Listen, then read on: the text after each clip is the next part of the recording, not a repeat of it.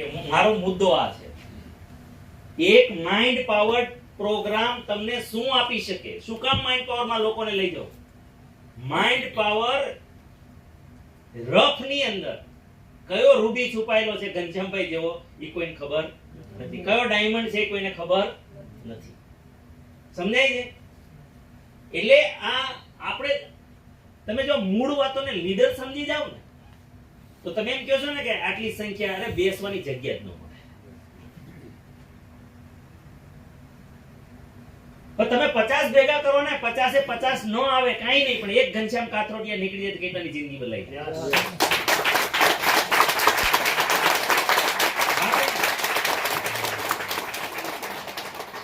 તેથી એટલે હું તમને કહું કે છેલ્લી ઘડી સુધી આપણે પ્રયાસ કરતા રહેવાના લોકોને લાવવાના, પણ ફાયદા એને બતાવવાના. તમને કેટલા ફાયદા આવશે? શેનાથી?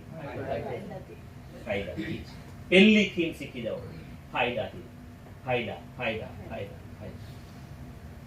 અને જો ભાઈ થોડીક મહેનત કરવી જોઈએ.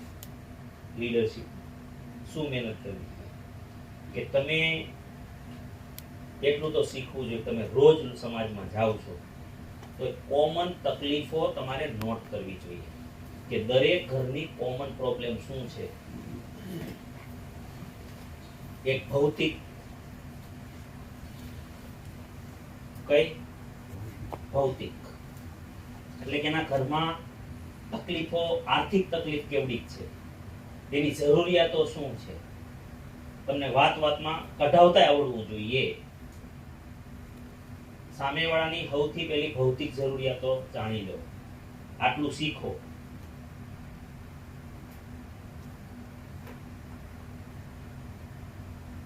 બીજું, ઘરમાં બનતું ન હોય એકાબીજા, આ માનસિક કહેવાય.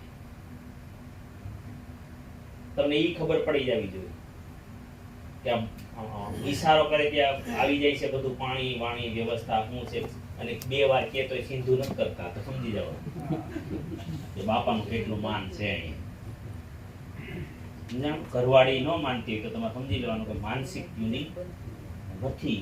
હું શું કામ હમણાં પછી મુદ્દો કહું, આ શું કામ ધ્યાન રાખવાનું. અત્યારે 2 જ વાતો નોટ કરો, ત્રીજી વાત નોટ કરવાની જરૂર નથી. અને તમને મેક્સિમમ આ 2 સમસ્યા ઘરમાં દેખાય. સમજાય છે વાત? હવે સમજો કે દિલસુખભાઈ ઠુમર છે, ભલાવણ છે, પણ ઈ માણસ સમજો કોઈ હાલી નો હકતો એવા લઈ આવે ને કેમ્પમાં, આમ માન આવ્યા હોય અને એને ઈ વેવણું ફેરવી